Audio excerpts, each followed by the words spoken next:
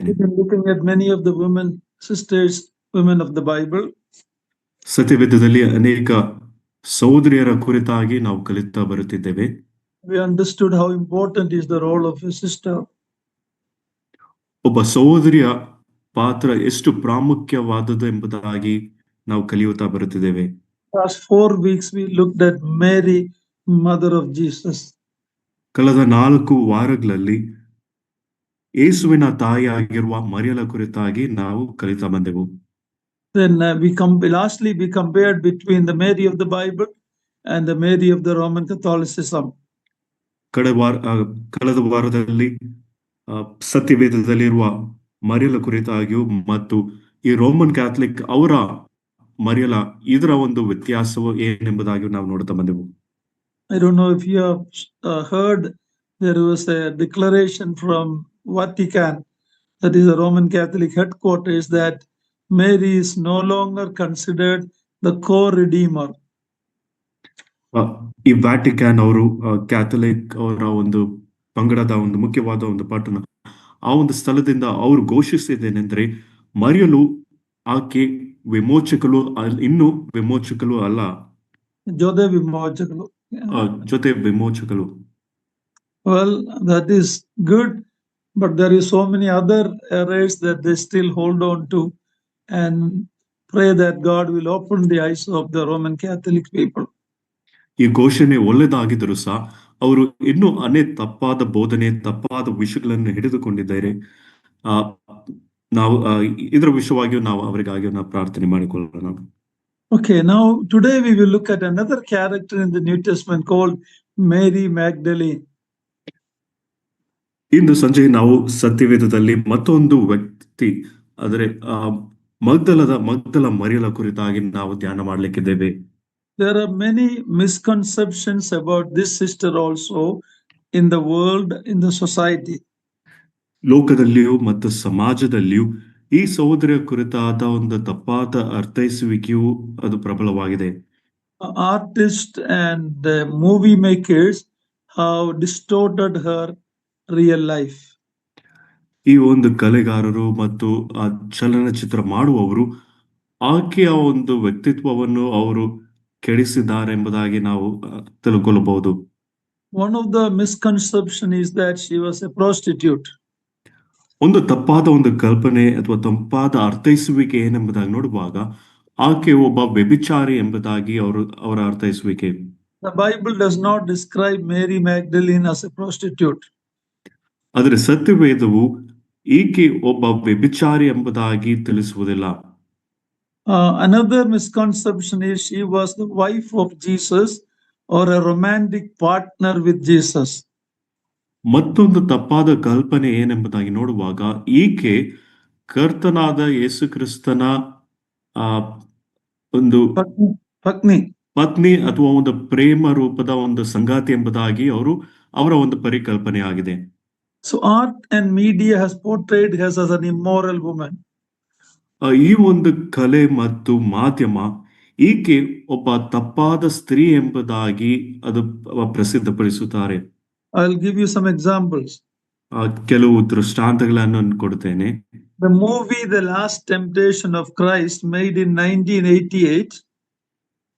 1998ನೇ ಇಸ್ವಿಯಲ್ಲಿ ಕರ್ತನಾದ ಯೇಸು ಕ್ರಿಸ್ತನ Last Temptation of Christ.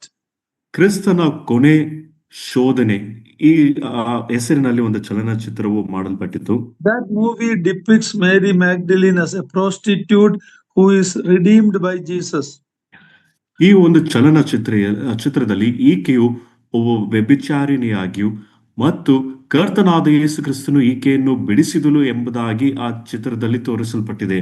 Another movie, Da Vinci Code.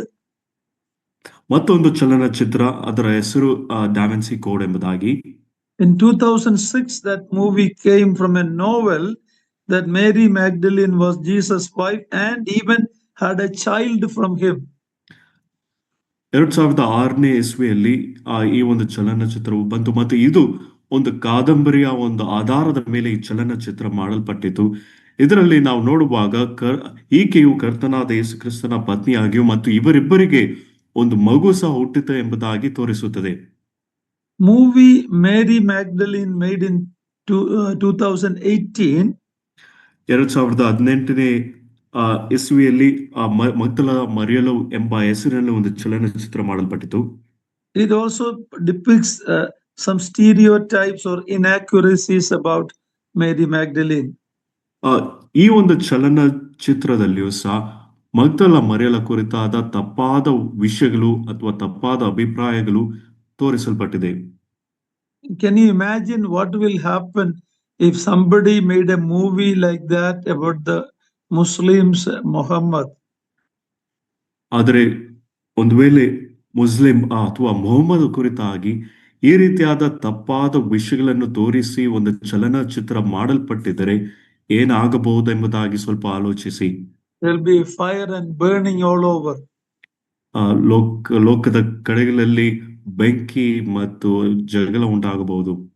But Jesus Christ is not affected by all these. We know who the Lord Jesus is.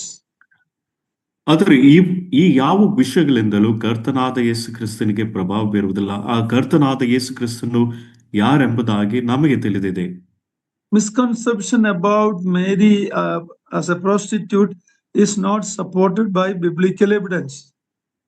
ಮಗ್ದಲ ಮರಿಯಲು ಆಕೆ ಒಬ್ಬ ವ್ಯಭಿಚಾರಿಣಿ ಎಂಬುದಾಗಿ ಸತ್ಯವೇದದಲ್ಲಿರುವ ಯಾವ ವಾಕ್ಯವೂ ಒಂದು ಆಧಾರವನ್ನು ಕೊಡುವುದಿಲ್ಲ. Portraying her as the wife of Jesus is a mockery not only of Mary but of the person of the Lord Jesus Christ. ಮಗ್ದಲ ಮರಿಯಲನ್ನು ಕರ್ತನಾದ ಯೇಸು ಕ್ರಿಸ್ತನ ಪತ್ನಿ ಎಂಬುದಾಗಿ ತೋರಿಸುವಾಗ ಅದು ಒಂದು ಪರಿಹಾಸ್ಯ ಅಥವಾ ಒಂದು ನಿಂದೆಯ ಒಂದು ವಿಷಯವಾಗಿದೆ. ಅದು ಮಾತ್ರವಲ್ಲದೆ ಮಗ್ದಲ ಮರಿಯಲ ಒಂದು ಗುಣಲಕ್ಷಣಕ್ಕೂ ಸಹ ಅದು ಒಂದು ನಿಂದೆಯಾಗಿ ಅಥವಾ ಪರಿಹಾಸ್ಯ ಮಾಡುವಂತದ್ದಾಗಿದೆ. There's not one evidence. This is all Hollywood and movie making to demean the Lord Jesus Christ. ಇದರಲ್ಲಿ ಯಾವ ಒಂದು ಅರ್ಥವೂ ಇಲ್ಲ. ಆದರೆ ಕರ್ತನಾದ ಯೇಸು ಕ್ರಿಸ್ತನನ್ನು ಕೆಳಗೆ ಹಾಕುವುದಕ್ಕಾಗಿಯೂ ಈ ಒಂದು ಚಲನಚಿತ್ರ ಇಂಥ ವಿಷಯಗಳು ತೋರಿಸಲ್ಪಟ್ಟಿವೆ. Jesus of the Bible is above reproach. He is sinless and is perfect, accepted by friends and enemies. ಕರ್ತನಾದ ಯೇಸು ಕ್ರಿಸ್ತನು ಆತನು ದೋಷರಹಿತನಾಗಿದ್ದಾನೆ ಮತ್ತು ವೈರಿಗಳು ಸ್ನೇಹಿತರು ಎಲ್ಲರಲ್ಲಿಯೂ ಆತನು ಸ್ವೀಕಾರಕ್ಕೆ ಪಾತ್ರನಾಗಿದ್ದಾನೆ. They all admit. The enemies may not accept him, but they admit that there is no fault in him. ವೈರಿಗಳು ಆತನನ್ನು ಅಂಗೀಕರಿಸದೇ ಇರಬಹುದು, ಆದರೆ ಅವರು ಒಪ್ಪಿಕೊಳ್ಳುವುದೇನೆಂದ್ರೆ ಈತನಲ್ಲಿ ಯಾವ ಪಾಪವೂ ಇಲ್ಲ ಎಂಬುದಾಗಿ. When we look at the comparison between Mary, mother of Jesus, and Mary Magdalene, ಯೇಸುವಿನ ತಾಯಿಯಾಗಿರುವ ಮರಿಯಲನ್ನು ಮತ್ತು ಮಗ್ದಲ ಮರಿಯಲ ಹೋಲಿಕೆಯನ್ನು ನಾವು ನೋಡುವುದಾದರೆ, Mary, the mother of Jesus, suffered insult during her lifetime. ಯೇಸುವಿನ ತಾಯಿಯಾಗಿರುವ ಮರಿಯಲು ಆಕೆ ಜೀವ ಸಹಿತವಾಗಿರುವಾಗ ಅಥವಾ ಜೀವದಿಂದ ಇರುವಾಗ ಎಲ್ಲಾ ರೀತಿಯಾದ ಅವಮಾನವನ್ನು ಸಹಿಸಿಕೊಂಡವಳಾಗಿ ಜೀವಿಸಿದಳು. But Mary Magdalene suffered it after her death or lately only, last few hundred years. ಆದರೆ ಮಗ್ದಲ ಮರಿಯಲ ಕುರಿತಾಗಿ ನಾವು ನೋಡುವಾಗ ಆಕೆ ಸತ್ತ ನಂತರ ಅಥವಾ ಇನ್ನೊಂದು ಮಾತಿನಲ್ಲಿ ಕಳೆದ ಕೆಲವು ಶತಮಾನಗಳ ಹಿಂದೆ ಆಕೆ ಆ ಒಂದು ಅವಮಾನಕ್ಕೆ ಗುರಿಯಾದಳು. Okay, now today we are going to look at the Mary Magdalene of the Bible. ಇಂದು ಸಂಜೆ ನಾವು ಸತ್ಯವೇದದಲ್ಲಿ ತಿಳಿಸಲ್ಪಟ್ಟಿರುವ ಮಗ್ದಲ ಮರಿಯಲ ಕುರಿತಾಗಿ ಕಲಿಯಲಿಕ್ಕಿದ್ದೇವೆ. What we can learn and what can imitate from her life. ಆಕೆಯ ಜೀವಿತದಿಂದ ನಾವು ಕಲಿಯುವ ಪಾಠಗಳೇನು ಮತ್ತು ಆಕೆಯ ಜೀವಿತದಿಂದ ನಾವು ಯಾವ ವಿಷಯಗಳನ್ನು ಅನುಸರಿಸುವವರಾಗಿರಬೇಕೆಂಬುದಾಗಿ ಕಲಿಯೋಣ. She was from a town called Magdala on the western shore of the Sea of Galilee. ಈ ಗಲಿಲಾಯ ಸಮುದ್ರದ ಪಶ್ಚಿಮ ಭಾಗದ ಕಡೆಯಲ್ಲಿ ಇರುವ ಮಗ್ದಲ ಎಂಬ ಒಂದು ಸ್ಥಳದಿಂದ ಬಂದವಳು. First time we meet her in the gospel is in Luke chapter 8 verse 2. Please somebody read it. ಈಕೆ ಕುರಿತಾಗಿ ಪ್ರಥಮ ಬಾರಿ ನಾವು ಓದುವುದು ಯಾವ ವಾಕ್ಯ ಭಾಗ ಎಂಬುದಾಗಿ ನೋಡುವಾಗ ಲೂಕನು ಬರೆದ ಸುವಾರ್ತೆ 8ನೇ ಅಧ್ಯಾಯ 2ನೇ ವಚನದಲ್ಲಿ. Rajesh, can you read? ದೆವ್ವಗಳ ಕಾಟದಿಂದಲೂ ರೋಗಗಳಿಂದಲೂ ಗುಣಹೊಂದಿದ ಕೆಲವು ಹೆಂಗಸರು ಸಹ ಇದ್ದರು. ಈ ಹೆಂಗಸರು ಯಾರೆಂದರೆ 7 ದೆವ್ವಗಳು ಬಿಟ್ಟು ಹೋಗಿದ್ದ ಮಗ್ದಲಳೆಂಬ ಮರಿಯಳು. Yeah, first time we meet Mary along with certain other women who had been healed of evil spirits. ಇಲ್ಲಿ ಪ್ರಥಮ ಬಾರಿ ಮಗ್ದಲ ಮರಿಯಳ ಕುರಿತಾಗಿ ನಾವು ಓದುತ್ತೇವೆ. ಅದೇ ಸಮಯದಲ್ಲಿ ಈಕೆ ಕುರಿತಾಗಿ ನೋಡುವಾಗ ಈಕೆ ಅನೇಕ ಹೆಂಗಸರಲ್ಲಿ ಈಕೆಯು ಒಬ್ಬ ದೆವ್ವ ಹಿಡಿದ ಒಬ್ಬ ಸ್ತ್ರೀಯಾಗಿದ್ದಳು. But Mary's case was more terrible because she had 7 evil spirit in her. ಆದರೆ ಈ ಮಗ್ದಲ ಮರಿಯಳ ಕುರಿತಾಗಿ ನೋಡುವಾಗ ಇದು ತುಂಬಾ ಭಯಂಕರವಾದದ್ದು. ಕಾರಣ ಈಕೆಯಲ್ಲಿ 7 ದೆವ್ವಗಳು ಇದ್ದವು. Can you imagine what kind of a demonic life she had? ಆಲೋಚನೆ ಮಾಡಿರಿ, ಈಕೆಯ ಜೀವಿತವು ಎಂತ ಒಂದು ದೆವ್ವ ಹಿಡಿದ ಇಂಥ ಒಂದು ಜೀವಿತವಾಗಿದ್ದಿರಬಹುದು. Lord Jesus healed her and she was a thankful person ever since. ಕರ್ತನಾದ ಯೇಸು ಕ್ರಿಸ್ತನು ಈಕೆಯನ್ನು ಸ್ವಸ್ಥ ಮಾಡಿದನು ಮತ್ತು ಆ ಒಂದು ಸಮಯ ಮೊದಲುಗೊಂಡು ಮಗ್ದಲ ಮರಿಯಲು ದೇವರಿಗೆ ಅಥವಾ ಕರ್ತನಿಗೆ ಕೃತಜ್ಞತೆ ಉಳ್ಳವಳಾಗಿದ್ದಳು.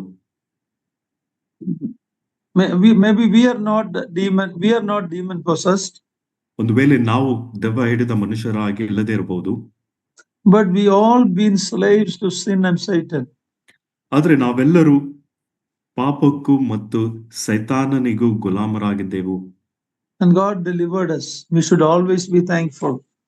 ಮತ್ತು ದೇವರು ನಮ್ಮನ್ನು ಬಿಡಿಸಿದನು ಮತ್ತು ನಾವು ಯಾವಾಗಲೂ ದೇವರಿಗೆ ಕೃತಜ್ಞತೆ ಉಳ್ಳವರಾಗಿರಬೇಕು. There's a total transformation in her life, Mary Magdalene's life, because of what Jesus Christ did in her life.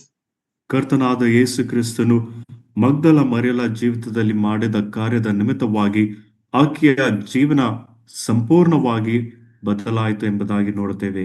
Was set free from such a terrible bondage. ಇಂಥ ಭಯಂಕರವಾದ ಬಂಧನದಿಂದ ಆಕೆ ಸ್ವತಂತ್ರ ಹೊಂದಿದಳು ಅಥವಾ ಬಿಡುಗಡೆಯಾದಳು. Next time we see her is in Matthew 27:55 and 56. ಮುಂದಿನ ಬಾರಿ ಆಕೆಯ ಕುರಿತಾಗಿ ನಾವು ಓದುವ ವಾಕ್ಯ ಭಾಗ ಮತ್ತಾಯನ ಬರೆದ ಸುವಾರ್ತೆ 27ನೇ ಅಧ್ಯಾಯ 55 ಮತ್ತು 56ನೇ ವಚನ. Please read it. ಮತ್ತಾಯನ ಬರೆದ ಸುವಾರ್ತೆ 27ನೇ ಅಧ್ಯಾಯ 55 ಮತ್ತು 56ನೇ ವಚನ. ಇದಲ್ಲದೆ ಅನೇಕ ಸ್ತ್ರೀಯರು ಅಲ್ಲಿದ್ದು ದೂರದಿಂದ ನೋಡುತ್ತಿದ್ದರು. ಇವರು ಯೇಸುವಿನ ಸೇವೆ ಮಾಡುತ್ತಾ ಗಲಿಲಾಯದಿಂದ ಆತನ ಹಿಂದೆ ಬಂದಿದ್ದರು. ಇವರಲ್ಲಿ ಮಗ್ದಲದ ಮರಿಯಲು, ಯಾಕೋಬ ಯೋಸೇಯರ ತಾಯಾದ ಮರಿಯಲು, ಜೆಬೆದಾಯನ ಮಕ್ಕಳ ತಾಯಿಯೂ ಇದ್ದರು. Even though we are reading about them near the cross, we read that they ministered to the Lord and his disciples. ಇವರು ಶಿಲುಬೆಯ ಬಳಿಯಲ್ಲಿದ್ದರು ಎಂಬುದಾಗಿ ವಾಕ್ಯ ಭಾಗ ತಿಳಿಸಿದರೂ ಸಹ ಕರ್ತನಾದ ಯೇಸು ಕ್ರಿಸ್ತನಿಗೂ ಮತ್ತು ಶಿಷ್ಯರಿಗೂ ಇವರು ಸೇವೆ ಮಾಡಿದವರಾಗಿದ್ದರು. What an amazing ministry for us sisters to do, to support the ministry, support. Here the Lord was taken care of his material needs, his personal needs, his disciples' need by these women. ಈ ಸ್ತ್ರೀಯರ ಮುಖಾಂತರ ಕರ್ತನಾದ ಯೇಸು ಕ್ರಿಸ್ತನ ಅಗತ್ಯತೆ, ಆತನ ವೈಯಕ್ತಿಕ ಅಗತ್ಯತೆ ಆಗಲಿ ಅಥವಾ ಆರ್ಥಿಕವಾದ ಅಗತ್ಯತೆಯಾಗಲಿ ಮತ್ತು ಆತನ ಶಿಷ್ಯರ ಅಗತ್ಯತೆಯನ್ನು ಈ ಸಹೋದರಿಯರು ಅವರು ನೋಡಿಕೊಂಡರು.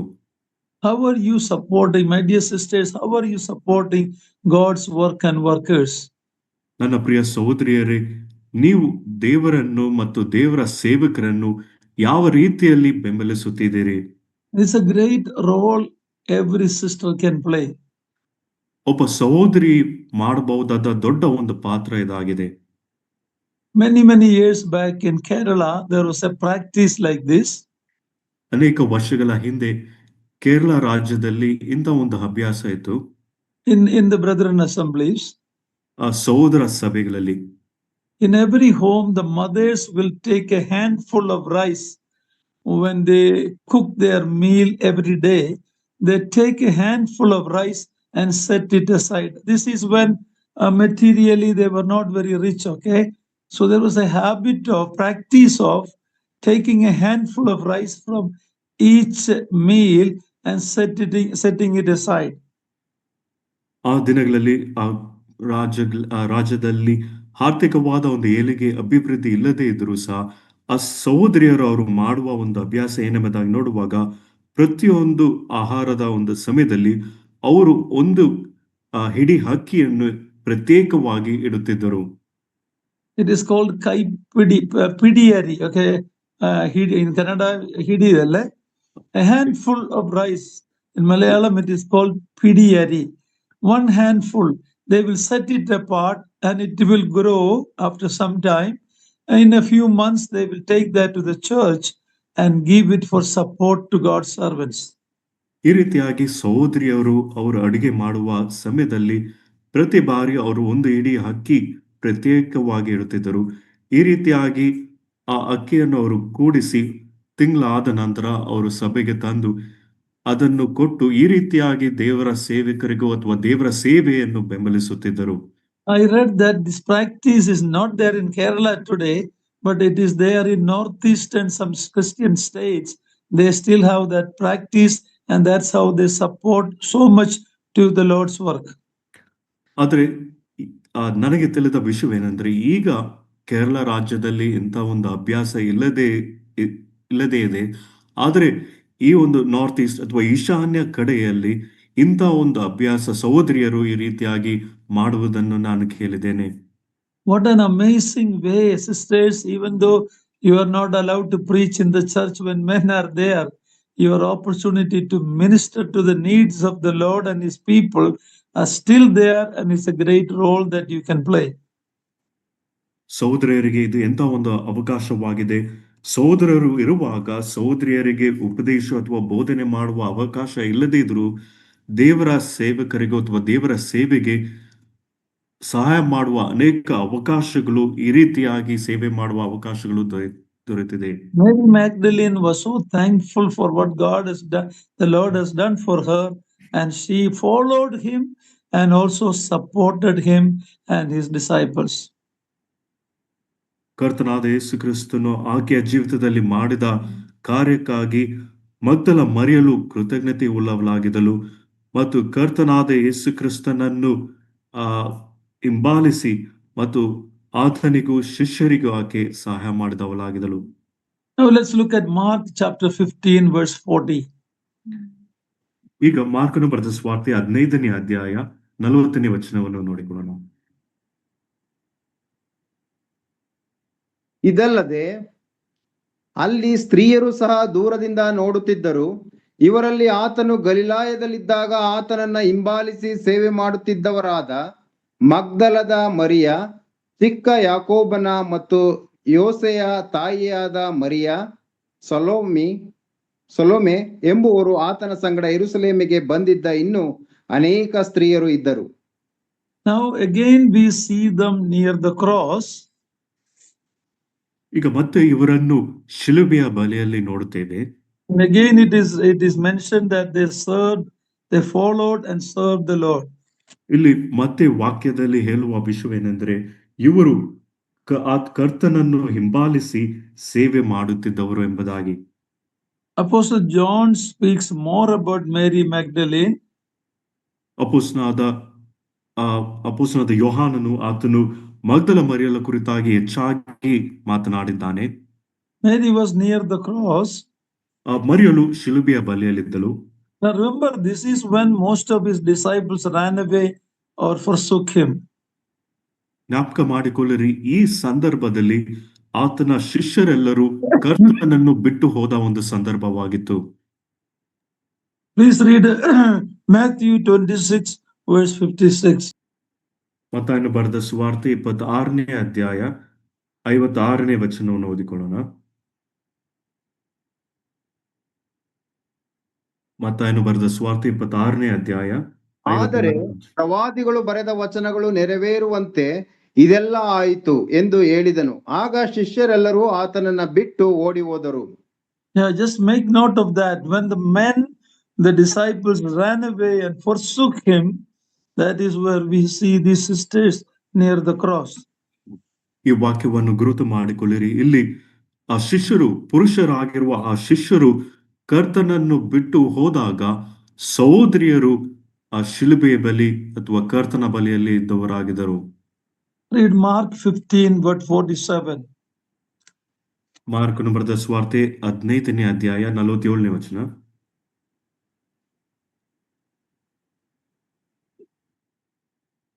ಮಗ್ದಲದ ಮರಿಯಳು, ಯೋಸೆಯ ತಾಯಿ ಮರಿಯಳು ಆತನಿಡುವ ಸ್ಥಳವನ್ನ ನೋಡಿದರು.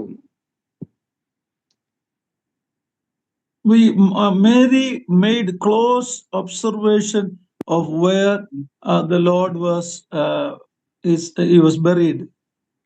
ಕರ್ತನಾದ ಯೇಸು ಕ್ರಿಸ್ತನು ಎಲ್ಲಿ ಆತನು ಊನಲ್ಪಟ್ಟನು ಎಂಬ ವಿಷಯವನ್ನು ತುಂಬಾ ಸೂಕ್ಷ್ಮವಾಗಿ ಗಮನಿಸಿದವಳು ಮಗ್ದಲ ಮರಿಯಳು.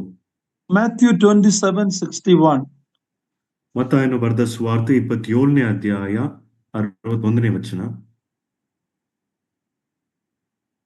21ನೇ ವಚನ. 27:61. ಮಗ್ದಲದ ಮರಿಯಲು, ಆ ಬೇರೆ ಮರಿಯಲು ಅಲ್ಲಿ ಸಮಾಧಿಗೆ ಎದುರಾಗಿ ಕೂತಿದ್ದರು. Here we read that even when the Lord Jesus Christ was buried, they were very near to the tomb. ಈ ವಾಕ್ಯದಲ್ಲಿ ನಾವು ನೋಡುತ್ತೇವೆ, ಕರ್ತನಾದ ಯೇಸು ಕ್ರಿಸ್ತನು ಸಮಾಧಿ ಮಾಡಲ್ಪಟ್ಟಾಗಲೂ ಇವರು ಆ ಸಮಾಧಿ ಬಲಿಯಲ್ಲಿ ಹತ್ತಿರವಾಗಿದ್ದರು. Mark 16:1. ಮಾರ್ಕನು ಬರೆದ ಸುವಾರ್ತೆ 16ನೇ ಅಧ್ಯಾಯ 1ನೇ ವಚನದಲ್ಲಿ, ಸಬ್ಬತ್ ದಿನ ಕಳೆದ ಮೇಲೆ ಮಗ್ದಲದ ಮರಿಯಲು, ಯಾಕೋಬನ ತಾಯಿ ಮರಿಯಲು, ಸೊಲೊಮೆಯು ಆತನ ದೇಹಕ್ಕೆ ಹಚ್ಚುವುದಕ್ಕಾಗಿ ಸುಗಂಧ ದ್ರವ್ಯಗಳನ್ನು ಕೊಂಡರು. Here we read Mary along with other sisters coming to anoint his body. ಇಲ್ಲಿ ಕರ್ತನಾದ ಯೇಸು ಕ್ರಿಸ್ತನ ದೇಹಕ್ಕೆ ತೈಲವನ್ನು ಅಥವಾ ಸುಗಂಧ ದ್ರವ್ಯಗಳನ್ನು ಹಚ್ಚುವುದಕ್ಕಾಗಿ ಮಗ್ದಲ ಮರಿಯಲು ಮತ್ತು ಇತರ ಸಹೋದರಿಯರು ಬಂದಿದ್ದರು. We have the same account in Matthew 28:1. Please read it. ಮತ್ತಾಯನು ಬರೆದ ಸುವಾರ್ತೆ 28ನೇ ಅಧ್ಯಾಯ 1ನೇ ವಚನದಲ್ಲಿಯೂ ತಿಳಿಸಲ್ಪಟ್ಟಿದೆ. ಸಬ್ಬತ್ತಿನ ಆದ ಮೇಲೆ ವಾರದ ಮೊದಲನೆಯ ದಿವಸ ಬೆಳಗಾಗುವಾಗ ಮಗ್ದಲದ ಮರಿಯಳು, ಆ ಬೇರೆ ಮರಿಯಳು ಸಮಾಧಿಯನ್ನ ನೋಡುವುದಕ್ಕೆ ಬಂದರು. Yeah, here whether it is the cross or the grave of the Lord, this woman, especially Mary Magdalene, we read that she was there. ಶಿಲುಬೆ ಆಗಲಿ ಅಥವಾ ಕರ್ತನಾದ ಯೇಸು ಕ್ರಿಸ್ತನ ಸಮಾಧಿಯ ಬಲಿಯಲ್ಲಾಗಲಿ ಈ ಸಹೋದರಿಯರು, ವಿಶೇಷವಾಗಿ ಮಗ್ದಲದ ಮರಿಯಲು ಆಕೆ ಇದ್ದದನ್ನು ನಾವು ಗಮನಿಸುತ್ತೇವೆ. In John's Gospel chapter 20, we have more record about Mary Magdalene. ಯೋಹಾನನು ಬರೆದ ಸುವಾರ್ತೆ 20ನೇ ಅಧ್ಯಾಯದಲ್ಲಿ ಮಗ್ದಲ ಮರಿಯಲ ಕುರಿತಾಗಿ ಹೆಚ್ಚು ಮಾಹಿತಿಯನ್ನು ನಾವು ಈ ವಾಕ್ಯ ಭಾಗದಲ್ಲಿ ತಿಳ್ಕೊಳ್ಳಬಹುದು. Let's read verse 1 to 10. 1ನೇ ವಚನದಿಂದ 10ನೇ ವಚನ ತನಕ ಓದಿಕೊಳ್ಳೋಣ. ವಾರದ ಮೊದಲನೆಯ ದಿನದಲ್ಲಿ ಮಗ್ದಲದ ಮರಿಯಳು ಮುಂಜಾನೆ ಇನ್ನು ಕತ್ತಲೆ ಇರುವಾಗಲೇ ಸಮಾಧಿಯ ಬಳಿಗೆ ಬಂದು ಸಮಾಧಿಯ ಕಲ್ಲು ಅಲ್ಲಿಂದ ತೆಗೆದಿರುವುದನ್ನ ಕಂಡಳು. ಆಕೆ ಸೀಮೋನ್ ಪೇತ್ರನ ಬಳಿಗೂ ಯೇಸುವಿಗೆ ಪ್ರಿಯನಾಗಿದ್ದ ಆ ಮತ್ತೊಬ್ಬ ಶಿಷ್ಯನ ಬಳಿಗೂ ಓಡಿ ಬಂದು ಅವರಿಗೆ, ಸ್ವಾಮಿಯನ್ನ ಸಮಾಧಿಯಿಂದ ತೆಗೆದುಕೊಂಡು ಹೋಗಿ ಆತನನ್ನ ಎಲ್ಲಿಟ್ಟಿದ್ದಾರೋ ನಮಗೆ ಗೊತ್ತಿಲ್ಲವೆಂದು ಹೇಳಿದರು. ಆಗ ಪೇತ್ರನು ಆ ಮತ್ತೊಬ್ಬ ಶಿಷ್ಯನು ಹೊರಟು ಸಮಾಧಿಯ ಕಡೆಗೆ ಹೋದರು. ಅವರಿಬ್ಬರು ಜೊತೆಯಾಗಿ ಓಡಿದರು. ಆದರೆ ಆ ಮತ್ತೊಬ್ಬ ಶಿಷ್ಯನು ಪೇತ್ರನಿಗಿಂತ ಮುಂದೆ ಓಡಿ ಮೊದಲೇ ಸಮಾಧಿಗೆ ಮುಟ್ಟಿ ಬೊಗ್ಗಿ ನೋಡಿ ಆ ನಾರು ಬಟ್ಟೆಗಳು ಬಿದ್ದಿರುವುದನ್ನ ಕಂಡನು, ಆದರೆ ಒಳಕ್ಕೆ ಹೋಗಲಿಲ್ಲ. ಸೀಮೋನ್ ಪೇತ್ರನು ಅವನ ಹಿಂದೆ ಬಂದು ಸಮಾಧಿಯೊಳಗೆ ಹೋಗಿ ಆ ನಾರು ಬಟ್ಟೆಗಳು ಬಿದ್ದಿರುವುದನ್ನ, ಆತನ ತಲೆಯ ಮೇಲಿದ್ದ ಕೈ ಪವಾಡವು ಆ ನಾರು ಬಟ್ಟೆಗಳ ಕೂಡ ಇರದೆ ಸುತ್ತಿ ಒಂದು ಕಡೆಯಲ್ಲಿ ಬೇರೆ ಇರುವುದನ್ನ ನೋಡಿದರು. ಆಗ ಸಮಾಧಿಯ ಬಳಿಗೆ ಮೊದಲು ಬಂದಿದ್ದ ಮತ್ತೊಬ್ಬ ಶಿಷ್ಯನು ಸಹ ಒಳಕ್ಕೆ ಹೋಗಿ ನೋಡಿ ನಂಬಿದರು. ಆತನು ಸತ್ತ ಮೇಲೆ ಜೀವದಿಂದ ಎದ್ದದ್ದು ಬರಬೇಕೆಂಬುದಾಗಿ ಶಾಸ್ತ್ರದಲ್ಲಿ ಬರೆದಿರುವ ಮಾತು ಅವರಿಗೆ ಇನ್ನೂ ತಿಳಿದಿರಲಿಲ್ಲ. 10ನೇ ವಚನ. ತರುವಾಯ ಶಿಷ್ಯರು ತಿರುಗಿ ತಮ್ಮವರ ಬಳಿಗೆ ಹೋದರು. Yeah, we read many things here. She came to the tomb early when it was still dark. ಅನೇಕ ವಿಷಯಗಳನ್ನು ಈ ವಾಕ್ಯ ಭಾಗದಲ್ಲಿ ನಾವು ಓದುತ್ತೇವೆ. ಆ ಮಗ್ದಲ ಮರಿಯಲು ಆತನು ಮುಂಜಾನೆ ಇನ್ನು ಕತ್ತಲೆ ಇರುವಾಗಲೇ ಸಮಾಧಿಯ ಬಳಿಗೆ ಬಂದಳು. She saw the stone rolled away and ran to tell Simon Peter and the other disciple whom Jesus loved. We know it is the author of John's Gospel himself. ಆ ಸಮಾಧಿಯ ಕಲ್ಲು ಅಲ್ಲಿಂದ ತೆಗೆದಿರುವುದನ್ನು ಕಂಡಳು. ಆಕೆ ಸಿಮೋನ ಪೇತ್ರನ ಬಳಿಗೂ ಯೇಸುವಿನ ಪ್ರಿಯನಾಗಿದ್ದ ಆ ಮತ್ತೊಬ್ಬ ಶಿಷ್ಯನ ಬಳಿಗೆ ಓಡಿ ಹೋದಳು. ಈ ಮತ್ತೊಬ್ಬ ಶಿಷ್ಯನು ಈ ಪುಸ್ತಕದ ಗ್ರಂಥಕರ್ತನು ಯೋಹಾನನಾಗಿದ್ದನು. And then after seeing all of that, we read the disciples again went to their own homes. ಈ ಎಲ್ಲ ವಿಷಯಗಳನ್ನು ನೋಡಿ ಶಿಷ್ಯರು ಮತ್ತೆ ತಮ್ಮ ತಮ್ಮ ಮನೆಗಳಿಗೆ ಹೋದರು. But now read verse 11. ಈಗ 11ನೇ ವಚನವನ್ನು ಓದಿಕೊಳ್ಳೋಣ. John chapter 20 verse 11. ಯೋಹಾನನ ಬರೆದ ಸುವಾರ್ತೆ 20ನೇ ಅಧ್ಯಾಯ 11ನೇ ವಚನ. ಆದರೆ ಮರಿಯಳು ಹೊರಗೆ ಸಮಾಧಿಯ ಬಳಿಯಲ್ಲಿ ಅಳುತ್ತಾ ನಿಂತಿದ್ದಳು. ಹೀಗೆ ಆಕೆ ಅಳುತ್ತಿರುವಾಗ ಸಮಾಧಿಯೊಳಗೆ ಬಗ್ಗಿ ನೋಡಲು ಯೇಸುವಿನ ದೇಹವು ಇಟ್ಟಿದ್ದ ಸ್ಥಳದಲ್ಲಿ ಬೆಳ್ಳಗಿರುವ ವಸ್ತ್ರಗಳನ್ನು ಒದ್ದುಕೊಂಡು ಇಬ್ಬರು ದೇವದೂತರನ್ನ ಕಂಡಳು. ಅವರಲ್ಲಿ ಒಬ್ಬನು ತಲೆಯಿಂದ ಕಡೆಯಲ್ಲಿ, ಒಬ್ಬನು ಕಾಲಿಂದ ಕಡೆಯಲ್ಲಿ ಕೂತಿದ್ದರು. The men have even Peter and John, when they seen and went back, Mary Magdalene is still standing outside the tomb. ಇಲ್ಲಿ ಪುರುಷರೆಲ್ಲರೂ ಕರ್ತನನ್ನು ಬಿಟ್ಟು ಹೋದರು. ಪೇತ್ರನು ಮತ್ತು ಯೇಸುವಿನ ಪ್ರಿಯನಾಗಿದ್ದ ಶಿಷ್ಯರು ಆ ಶಿಷ್ಯನು ಬಂದು ನೋಡಿ ಅವರು ಹಿಂತಿರುಗಿ ಹೋದರು. ಆದರೆ ಇಲ್ಲಿ ಮಗ್ದಲ ಮರಿಯಲು ಅಲ್ಲಿ ಸಮಾಧಿಯ ಹೊರಗೆ ನಿಂತಿದ್ದಳು. Remember, it is early morning, it is near a cemetery, a tomb, a woman. It speaks so much about her devotion to her Lord. ಆದರೆ ಇಲ್ಲಿ ಜ್ಞಾಪಕ ಮಾಡಿಕೊಳ್ಳಿರಿ, ಇದು ಮುಂಜಾನೆ ವೇಳೆ ಇನ್ನು ಕತ್ತಲೆಯಾಗಿದೆ ಮತ್ತು ಒಬ್ಬ ಸ್ತ್ರೀಯಾಗಿ ಆಕೆ ಆ ಸಮಾಧಿಯ ಬಳಿಯಲ್ಲಿ ನಿಂತಿದ್ದಾಳೆ. ಇದು ಆಕೆ ವಿಷಯವಾಗಿ ಅನೇಕ ಸಂಗತಿಗಳನ್ನು ತಿಳಿಸುವಂತದ್ದಾಗಿದೆ. Look at the men who boasted about what they will do. Read Luke chapter 22, 31 to 33. ಲೂಕನ ಬರೆದ ಸುವಾರ್ತೆ 21ನೇ ಅಧ್ಯಾಯ 22ನೇ ಅಧ್ಯಾಯ 31 to 33. 22ನೇ ಅಧ್ಯಾಯ 31ನೇ ವಚನದಿಂದ 33ನೇ ವಚನದಿಂದ. ಸೀಮೋನನೇ, ನೋಡು, ಸೈತಾನನು ನಿಮ್ಮನ್ನ ಗೋಧಿಯಂತೆ ಒನೆಯಬೇಕೆಂದು ಅಪ್ಪಣೆ ಕೇಳಿಕೊಂಡನು. ಆದರೆ ನಿನ್ನ ನಂಬಿಕೆ ಕುಂದಿ ಹೋಗಬಾರದೆಂದು ನಾನು ನಿನ್ನ ವಿಷಯದಲ್ಲಿ ದೇವರಿಗೆ ವಿಜ್ಞಾಪನೆ ಮಾಡಿಕೊಂಡೆನು. ನೀನು ತಿರುಗಿಕೊಂಡ ಮೇಲೆ ನಿನ್ನ ಸಹೋದರನನ್ನ ದೃಢಪಡಿಸು ಎಂದು ಹೇಳಿದನು. 33ನೇ ವಚನ. ಆದರೆ ಅವನು, ಸ್ವಾಮಿ, ನಿನ್ನ ಸಂಗಡ ಸೆರೆಮನೆಗೆ ಹೋಗುವುದಕ್ಕೂ ಸಾಯುವುದಕ್ಕೂ ಸಿದ್ಧವಾಗಿದ್ದೇನೆ ಅನ್ನಲು. Here we read Peter boasting about what he is ready to do for the Lord. ಇಲ್ಲಿ ಪೇತ್ರನು ಕರ್ತನಿಗಾಗಿ ತಾನು ಎಂತ ಕಾರ್ಯವನ್ನು ಮಾಡಲಿಕ್ಕೆ ಶಕ್ತನೆಂಬುದಾಗಿ ಹೇಳುವುದರಲ್ಲಿ ಹೊಗಳಿಕೊಳ್ಳುತ್ತಿದ್ದಾನೆ.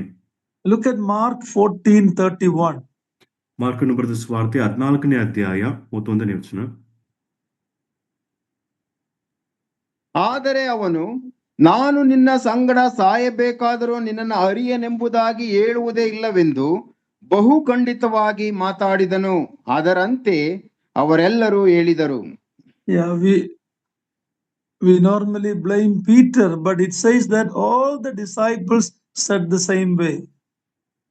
ನಾವು ಸಾಧಾರಣವಾಗಿ ಆ ಪೇತ್ರನನ್ನು ದೂರುತ್ತೇವೆ, ಆದ್ರೆ ಇಲ್ಲಿ ವಾಕ್ಯದಲ್ಲಿ ನಾವು ನೋಡುತ್ತೇವೆ ಅದರಂತೆ ಅವರೆಲ್ಲರೂ ಹೇಳಿದರು.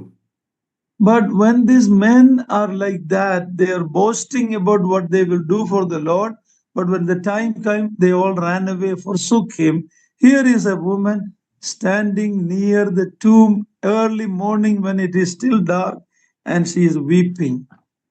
ಆದ್ರೆ ಈ ಪುರುಷರೆಲ್ಲರೂ ಈ ರೀತಿಯಾಗಿ ಆ ಕರ್ತನಿಗೆ ಏನು ಮಾಡುತ್ತಾರೆ ಎಂಬುದಾಗಿ ಹೇಳಿ ಅವರು ಹೊಗಳಿಕೊಳ್ಳುತ್ತಿದ್ದರು ಸಹ ಆ ಸಂದರ್ಭ ಬಂದಾಗ ಅವರೆಲ್ಲರೂ ಬಿಟ್ಟು ಹೋದರು. ಆದರೆ ಈ ಮಗ್ದಲ ಮರಿಯಳ ಕುರಿತಾಗಿ ನಾವು ನೋಡುವಾಗ ಮುಂಜಾನೆ ಇನ್ನು ಕತ್ತಲೆಯಾಗಿರುವಾಗ ಆಕೆ ಸಮಾಧಿಯ ಬಳಿಯಲ್ಲಿ ನಿಂತಿದ್ದಳು.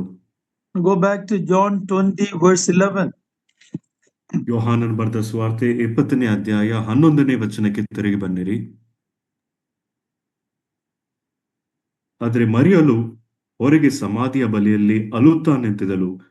ಹೀಗೆ ಆಕೆ ಅಳುತ್ತಿರುವಾಗ ಸಮಾಧಿಯೊಳಗೆ ಬೊಗ್ಗಿ ನೋಡಲು She not only was weeping, but she was very keenly looking for the body of Lord inside the tomb. ಇಲ್ಲಿ ಮೊದಲ ಮರಿಯಲು ಸಮಾಧಿಯ ಬಳಿಯಲ್ಲಿ ಅಳುತ್ತಾ ನಿಂತಿರುವುದು ಮಾತ್ರವಲ್ಲದೆ ಆಕೆಯ ಒಂದು ದೇಹದ ವಿಷಯವಾಗಿ ಆ ಸಮಾಧಿಯೊಳಗೆ ಬೊಗ್ಗಿ ನೋಡುತ್ತಿದ್ದಳು. Continue to read from verse 12 to 18. 12ನೇ ವಚನದಿಂದ 18ನೇ ವಚನ ತನಕ ಓದಿಕೊಳ್ಳೋಣ. ಯೇಸುವಿನ ದೇಹವು ಇಟ್ಟಿದ್ದ ಸ್ಥಳದಲ್ಲಿ ಬೆಳ್ಳಗಿರುವ ವಸ್ತ್ರಗಳನ್ನ ಹೊದ್ದುಕೊಂಡು ಇಬ್ಬರು ದೇವದೂತರನ್ನ ಕಂಡಳು. ಅವರಲ್ಲಿ ಒಬ್ಬನ ತಲೆಯಿಂದ ಕಡೆಯಲ್ಲಿ ಒಬ್ಬನು ಕಾಲಿಂದ ಕಡೆಯಲ್ಲಿ ಕೂತಿದ್ದನು. ಅವರು ಆಕೆ ಅಮ್ಮ, ನೀನು ಯಾಕೆ ಅಳುತ್ತಿ ಎಂದು ಕೇಳಲು ಆಕೆ, ನನ್ನ ಸ್ವಾಮಿಯನ್ನ ತೆಗೆದುಕೊಂಡು ಹೋಗಿದ್ದಾರೆ, ಆತನನ್ನ ಎಲ್ಲಿ ಇಟ್ಟಿದ್ದಾರೋ ನನಗೆ ಗೊತ್ತಿಲ್ಲ ಅಂದಳು. ಇದನ್ನ ಹೇಳಿ ತಿರುಗಿಕೊಂಡು ಯೇಸು ನಿಂತಿರುವುದನ್ನ ಕಂಡಳು. ಆದರೆ ಆತನು ಯೇಸು ಅಂತ ಆಕೆಗೆ ತಿಳಿಯಲಿಲ್ಲ. ಯೇಸು ಆಕೆಯನ್ನ, ಅಮ್ಮ, ಯಾಕೆ ಅಳುತ್ತಿ, ಯಾರನ್ನ ಹುಡುಕುತ್ತಿ ಎಂದು ಕೇಳಲು ಆಕೆ ಆತನನ್ನ ತೋಟಗಾರನೆಂದು ನೆನೆಸಿ ಆತನಿಗೆ, ಅಯ್ಯ, ನೀನು ಆತನನ್ನ ಎತ್ತಿಕೊಂಡು ಹೋಗಿದ್ದರೆ ಎಲ್ಲಿ ಇಟ್ಟಿದ್ದಿ, ನನಗೆ ಹೇಳು, ನಾನು ತೆಗೆದುಕೊಂಡು ಹೋಗುತ್ತೇನೆ ಎಂದು ಹೇಳಿದಳು. ಯೇಸು ಆಕೆಗೆ ಮರಿಯಳೆ ಎಂದು ಹೇಳಿದನು. ಆಕೆ ತಿರುಗಿಕೊಂಡು ಇಬ್ರಿಯ ಮಾತಿನಲ್ಲಿ ರಬೂನಿ ಅಂದಳು. ರಬೂನಿ ಅಂದರೆ ಗುರುವೇ ಎಂದು ಅರ್ಥ. ಯೇಸು ಆಕೆಗೆ, ನನ್ನನ್ನ ಹಿಡಿಯಬೇಡ, ಯಾಕೆಂದರೆ ನಾನು ಇನ್ನು ತಂದೆಯ ಬಳಿಗೆ ಏರಿ ಹೋದವನಲ್ಲ. ನೀನು ನನ್ನ ಸಹೋದರರ ಬಳಿಗೆ ಹೋಗಿ, ನಾನು ನನ್ನ ತಂದೆಯು ನಿಮ್ಮ ತಂದೆಯು, ನನ್ನ ದೇವರು ನಿಮ್ಮ ದೇವರು ಆಗಿರುವ ಆತನ ಬಳಿಗೆ ಏರಿ ಹೋಗುತ್ತೇನೆ ಎಂದು ಅವರಿಗೆ ಹೇಳು ಅಂದನು. 18ನೇ ವಚನ. ಮಗ್ದಲದ ಮರಿಯಳು ಹೋಗಿ, ನಾನು ಸ್ವಾಮಿಯವರನ್ನ ನೋಡಿದ್ದೇನೆ, ಆತನು ಇಂತಿಂತದ್ದನ್ನ ನನಗೆ ಹೇಳಿದನು ಎಂದು ಶಿಷ್ಯರಿಗೆ ತಿಳಿಸಿದಳು. Such a devotion of this sister Mary Magdalene. ಮಗ್ದಲ ಮರಿಯಲ ಇಂಥ ಒಂದು ಭಕ್ತಿಯನ್ನು ನಾವು ನೋಡುತ್ತೇವೆ. And she was blessed with an angelic appearance. ದೇವದೂತರು ಆಕೆಗೆ ಕಾಣಿಸಿಕೊಂಡ ಒಂದು ಆಶೀರ್ವಾದ ಆಕೆ ಉಂಟಾಯಿತು. And they are asking a question and she is answering, telling, where is the body of my Lord? ಅವರು ಪ್ರಶ್ನೆಯನ್ನು ಕೇಳುತ್ತಿದ್ದಾರೆ ಮತ್ತು ಈಕೆ ಆ ಪ್ರಶ್ನೆಗೆ ಪ್ರತ್ಯುತ್ತರವಾಗಿ ಮಾತನಾಡಿ, ನನ್ನ ಕರ್ತನ ಅಥವಾ ನನ್ನ ಒಡೆಯನ ಕರ್ತನ ದೇಹವು ಎಲ್ಲಿಟ್ಟಿದ್ದೀರಿ ಎಂಬುದಾಗಿ ಕೇಳಿದಳು. And she turned in verse 14 but did not recognize Jesus, and she thought it was a gardener. ಈ ಮಾತನ್ನು ಹೇಳಿ ತಿರುಗಿಕೊಂಡು ಏಸು ನಿಂತಿರುವುದನ್ನು ಕಂಡಳು. ಆದರೆ ಆಕೆ ಗುರುತಿಸಲಿಲ್ಲ, ಅವನು ತೋಟಗಾರನು ಎಂಬುದಾಗಿ ನೆನೆಸಿದಳು. In Mark 16 verse 9, please read it. ಮಾರ್ಕನು ಬರೆದ ಸುವಾರ್ತೆ 16ನೇ ಅಧ್ಯಾಯ 9ನೇ ವಚನದಲ್ಲಿ. ಮಾರ್ಕನು ಬರೆದ ಸುವಾರ್ತೆ 16:9.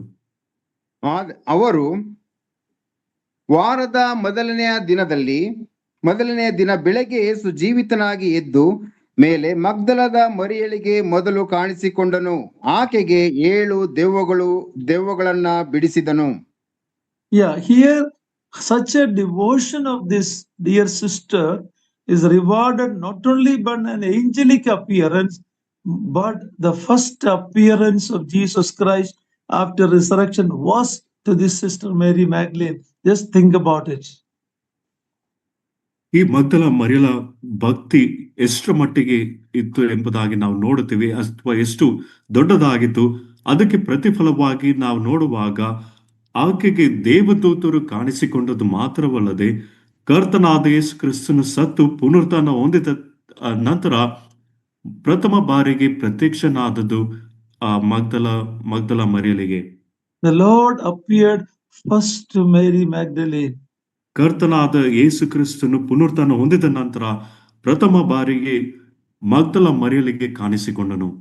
She was privileged to be the first woman to see the resurrected Lord. ಪುನರುತ್ಥಾನ ಹೊಂದಿದ ಕರ್ತನನ್ನು ನೋಡುವ ಅವಕಾಶ ಆಕೆಗೆ ಪ್ರಥಮ ಬಾರಿಗೆ ಆಕೆಗೆ ದೊರೆಯಿತು. You may ask why Jesus appeared to her. That speaks about her devotion, samarpane, about to the Lord Jesus Christ.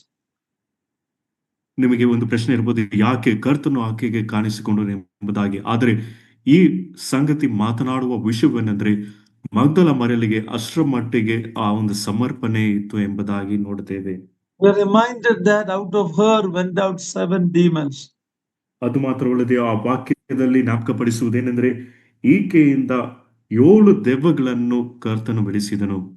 Here is an example of a woman so thankful to her master. ಇಲ್ಲಿ ನಮಗೆ ದೃಷ್ಟಾಂತ ಉಂಟು.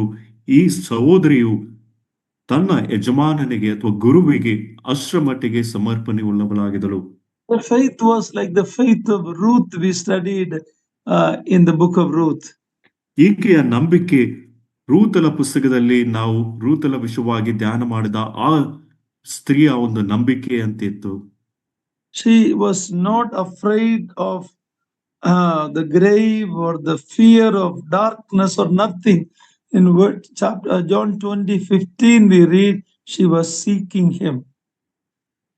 ಮಗ್ದಲ ಮರಿಯಳು ಆಕೆ ಆ ಸಮಾಧಿಯ ವಿಷಯವಾಗಿಯೂ ಅಥವಾ ಕತ್ತಲೆಯ ವಿಷಯವಾಗಿ ಯಾವ ಭಯವೂ ಇಲ್ಲದವಳಾಗಿ 15ನೇ ವಚನದಲ್ಲಿ ನಾವು ನೋಡುತ್ತೇವೆ, ಆಕೆಯು ಕರ್ತನನ್ನು ಒಡೆಯನನ್ನು ಆಕೆ ಹುಡುಕುತ್ತಿದ್ದಳು. Look at John 20:15, the second part. ಯೋಹಾನನ್ ಬರೆದ ಸುವಾರ್ತೆ 20ನೇ ಅಧ್ಯಾಯ 15ನೇ ವಚನದಲ್ಲಿರುವ 2ನೇ ಭಾಗವನ್ನು ನೋಡಿರಿ. ನೀನು ಆತನನ್ನ ಎತ್ತಿಕೊಂಡು ಹೋಗಿದ್ದರೆ ಎಲ್ಲಿ ಇಟ್ಟಿದ್ದಿ ನನಗೆ ಹೇಳು, ನಾನು ತೆಗೆದುಕೊಂಡು ಹೋಗುತ್ತೇನೆ ಎಂದು ಹೇಳಿದಳು. Just think about this. Don't just go read and go quickly. Here is a woman telling to this gardener. She thought it was a gardener. If you have taken his body away, tell me, I will come and take his body. ಈ ವಾಕ್ಯವನ್ನು ನೀವು ಓದಿ ಹಾಗೆ ಮುಂದಕ್ಕೆ ಹೋಗಬೇಡಿರಿ, ಆದ್ರೆ ಈ ವಿಷಯವನ್ನು ನೀವು ಸ್ವಲ್ಪ ಮಟ್ಟಿಗೆ ಆಲೋಚನೆ ಮಾಡಿರಿ. ಈಕೆ ತಿರುಗಿಕೊಂಡು ಯೇಸುವನ್ನು ನೋಡಿದಳು, ಆದ್ರೆ ಆಕೆ ಯೇಸು ಎಂಬುದಾಗಿ ಗುರುತಿಸದೆ ತೋಟಗಾರನ ಎಂಬುದಾಗಿ ನೆನೆಸಿದಳು. ಮತ್ತು ಆಕೆ ಹೇಳುವ ಒಂದು ಮಾತು, ನೀನು ಆತನನ್ನು ಎತ್ತಿಕೊಂಡು ಹೋಗಿದರೆ ಎಲ್ಲಿಟ್ಟಿದ್ದೆ ನನಗೆ ಹೇಳು, ನಾನು ತೆಗೆದುಕೊಂಡು ಹೋಗುತ್ತೇನೆ ಎಂದು ಹೇಳಿದಳು. A woman telling that she is ready to take the 3-day-old body of the Lord Jesus Christ and ready to take it.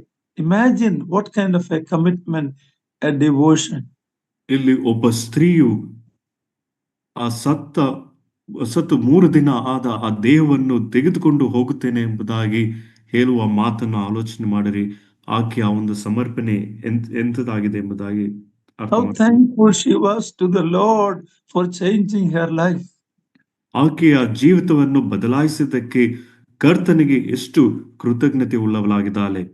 He was a slave or in bondage to 7 demons. ಈಕೆ ಆ 7 ದೆವ್ವಗಳಿಗೆ ಗುಲಾಮಳು ಅಥವಾ ಆ ದೆವ್ವಗಳ ಒಂದು ಬಂಧನದಲ್ಲಿದ್ದವಳು.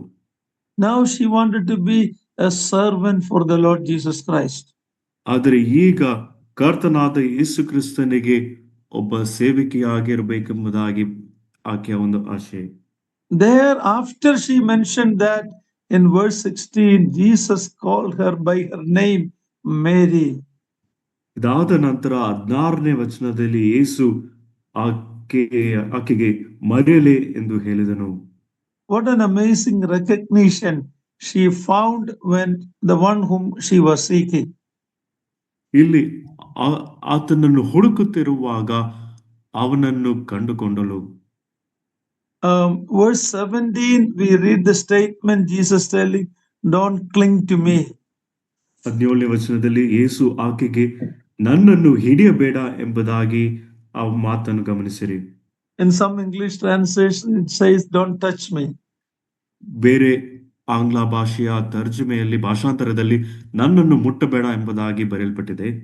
It is not touching but clinging. It means once she found her master, her Lord, she won't let him go. That is the kind of devotion she had. ಇಲ್ಲಿ ಮಗ್ದಲ ಮರಿಯಳ ಸಮರ್ಪಣೆ ಎಷ್ಟು ಮಟ್ಟಿಗೆ ಇದೆ ಎಂಬುದಾಗಿ ನೋಡುವಾಗ, ತನ್ನ ಯಜಮಾನನು ತನ್ನ ಕರ್ತನು ಕಂಡುಕೊಂಡಾಗ ಆಕೆಯನ್ನು ಹಿಡಿದುಕೊಂಡವಳಾಗಿ ಆಕೆ ಇದ್ದಳು. She don't wanted to lose him again. She thought somebody has taken the body. Now the same Lord is standing before her, calling her by her name. ಮಗ್ದಲ ಮರಿಯಲಿಗೆ ಈಗ ಕರ್ತನನ್ನು ಕಲಕೊಳುವ ಆ ಒಂದು ಆಶಯ ಅಥವಾ ಕಲಕೊಲಬಾರದೆಂಬುದಾಗಿ ಆಕೆ ಇದ್ದಳು ಮತ್ತು ಎಲ್ಲಿ ಇಟ್ಟಿದ್ದೀರಾ ಎಂಬುದಾಗಿ ಪ್ರಶ್ನಿಸಿದಳು. ಆದರೆ ಈಗ ಕಂಡುಕೊಂಡಾಗ ಆತನನ್ನು ಬಿಟ್ಟು ಹೋಗುವ ಮನಸ್ಸು ಆಕೆಗೆ ಇರಲಿಲ್ಲ. In that sense only he says, don't cling to me, don't hold on to me, I have not ascended to my Father and your Father. ಈ ಒಂದು ಅರ್ಥೈಸುವಿಕೆಯಲ್ಲಿ ಕರ್ತನು ಹೇಳಿದ ಮಾತು, ನನ್ನನ್ನು ಹಿಡಿಯಬೇಡ, ನಾನು ನಿಮ್ಮ ತಂದೆಯು ನನ್ನ ತಂದೆಯು ಆತನ ಬಳಿಗೆ ಹೋಗಬೇಕೆಂಬುದಾಗಿ. Go to Song of Solomon, we see the same kind of a devotion and love there. Song of Solomon chapter 2 verse 16. ಪರಮಗೀತೆಯಲ್ಲಿ ಇಂತಹ ಒಂದು ಸಮರ್ಪಣೆಯನ್ನು ನಾವು ನೋಡುತ್ತೇವೆ. ಪರಮಗೀತೆ 2:16. ಎರಡನೇ ಅಧ್ಯಾಯ 16ನೇ ವಚನ. ಎನನಿಯನು ನನ್ನವನೇ, ನಾನು ಅವನವಳೆ, ನಲ್ಲ ದಾವರೆಗಳ ಮಧ್ಯದಲ್ಲಿ ಮಂದೆಯನ್ನ ಮೇಯಿಸುವನಾಗಿದ್ದಾನೆ.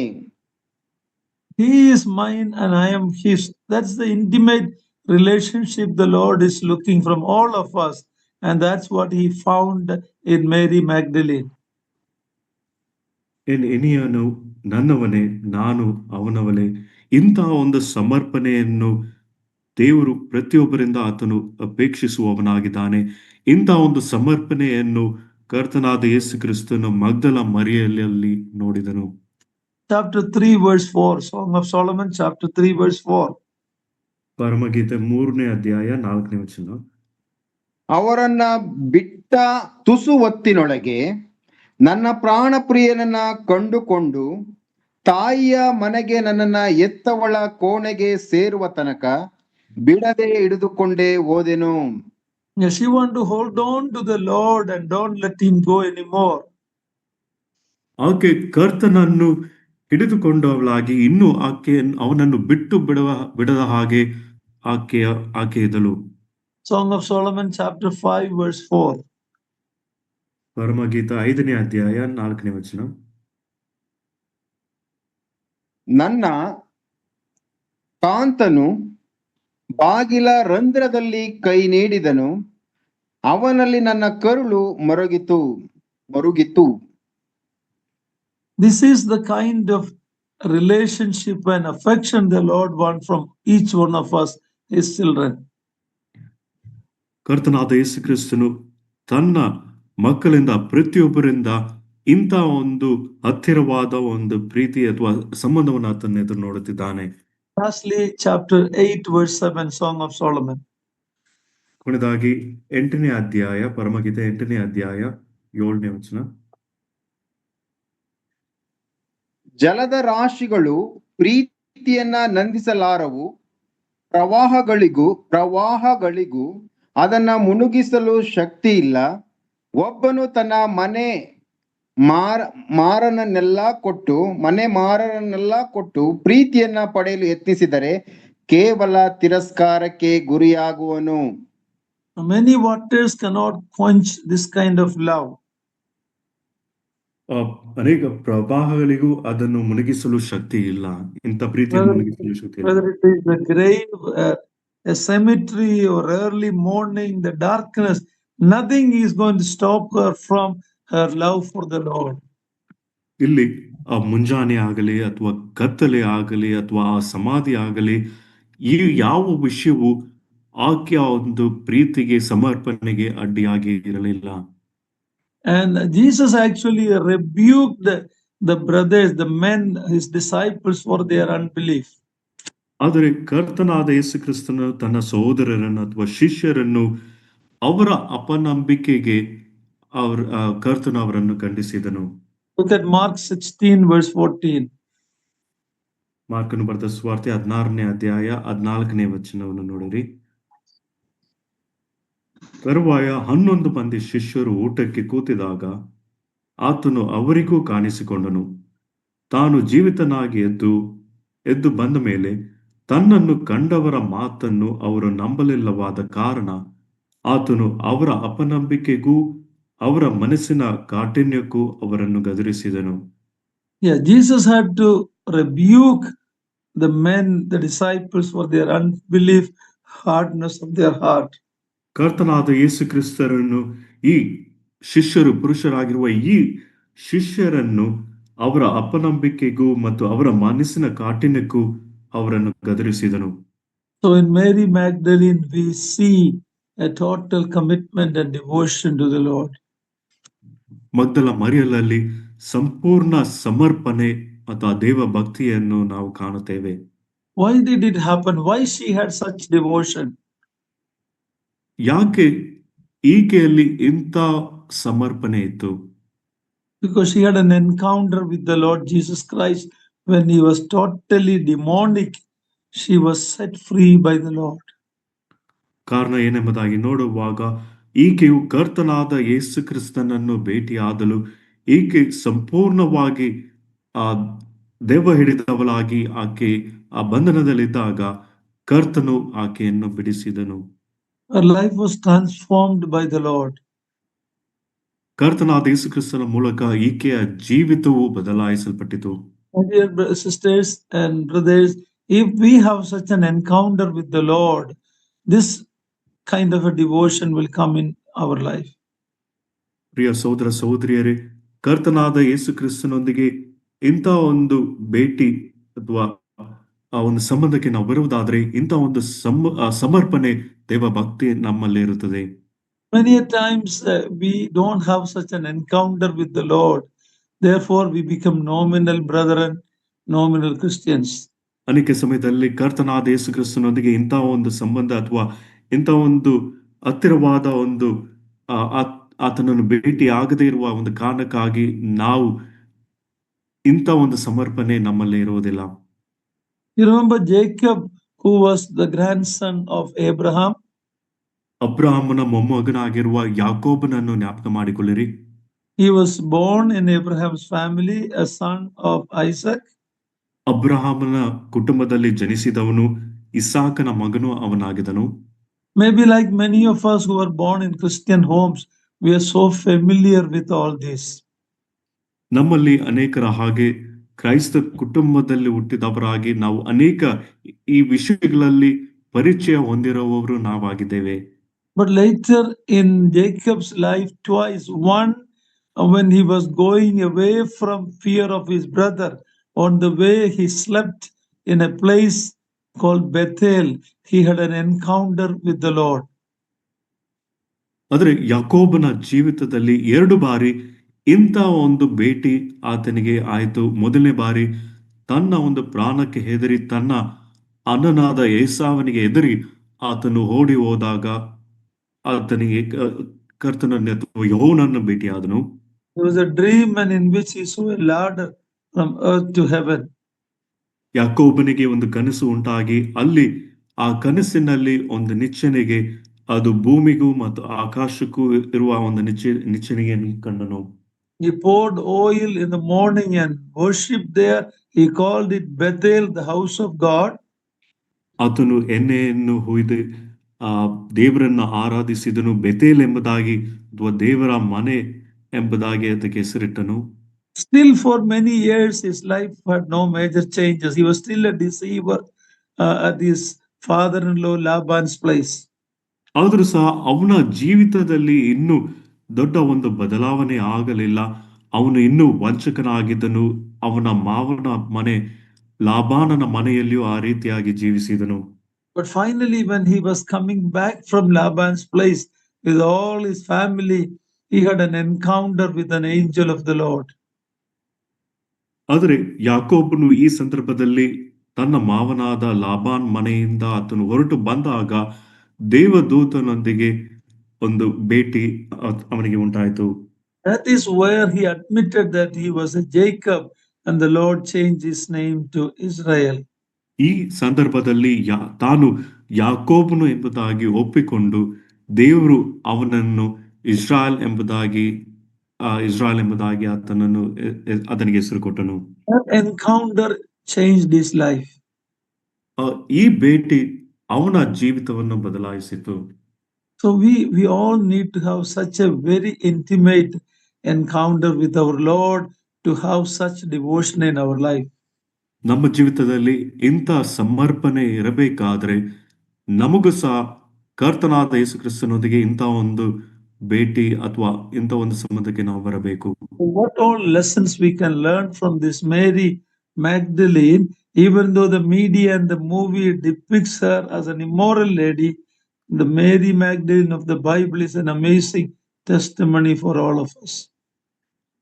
ಮಗ್ದಲದ ಮರಿಯಲು ಆಕೆಯ ಜೀವಿತದ ಎಂಥ ಒಂದು ಶ್ರೇಷ್ಠವಾದ ಒಂದು ಸಂಗತಿಯಾಗಿತ್ತು. ಈ ಮಾಧ್ಯಮವಾಗಲಿ ಅಥವಾ ಚಲನಚಿತ್ರವಾಗಲಿ ಆಕೆಯ ಒಂದು ಜೀವನವನ್ನು ತುಂಬಾ ಕೆಟ್ಟದಾಗಿ ತೋರಿಸಿದ್ರು ಸಹ ಸತ್ಯವೇದದಲ್ಲಿರುವ ಆ ಮಗ್ದಲ ಮರಿಯಲ ಆ ಜೀವಿತ ಅದು ನಮಗೆ ಮಾದರಿಯಾಗಿ ಅಥವಾ ಆಕೆಯಲ್ಲಿ ಎಂಥ ಸಮರ್ಪಣೆಯನ್ನು ನಾವು ನೋಡುತ್ತೇವೆ. First of all, she was a thankful woman. ಮೊಟ್ಟ ಮೊದಲನೇದಾಗಿ ಆಕೆ ಕೃತಜ್ಞತೆ ಉಳ್ಳವಳಾಗಿದ್ದಳು.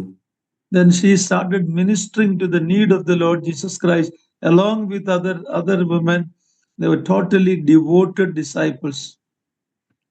ಎರಡನೇದಾಗಿ ಆಕೆಯು ಇತರರ ಸ್ತ್ರೀಯರೊಂದಿಗೆ ಸೇರಿ ಕರ್ತನಾದ ಯೇಸು ಕ್ರಿಸ್ತನಿಗೆ ಸೇವೆ ಮಾಡುವವರಾಗಿ ಸಂಪೂರ್ಣ ಸಮರ್ಪಣೆ ಇದ್ದವಳಾಗಿ ನಾವು ಕಾಣುತ್ತೇವೆ.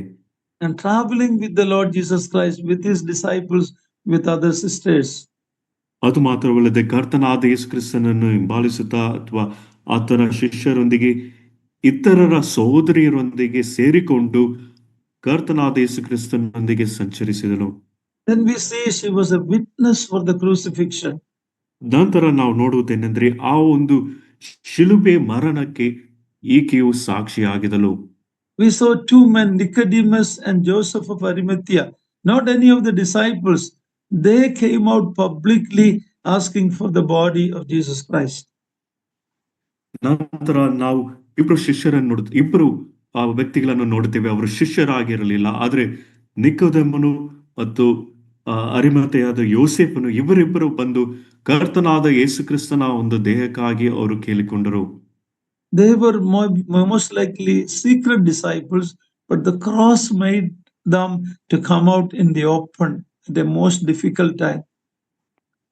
ಇವರಿಬ್ಬರು ರಹಸ್ಯವಾದ ಶಿಷ್ಯರಾಗಿದ್ದಿರಬಹುದು, ಆದ್ರೆ ಆ ಒಂದು ಶಿಲುಬೆಯ ಒಂದು ಸಂದರ್ಭದಲ್ಲಿ ತುಂಬಾ ಕಠಿಣವಾದ ಒಂದು ಸಂದರ್ಭದಲ್ಲಿ ಇವರಿಬ್ಬರು ಹೊರಗೆ ಬಂದರು.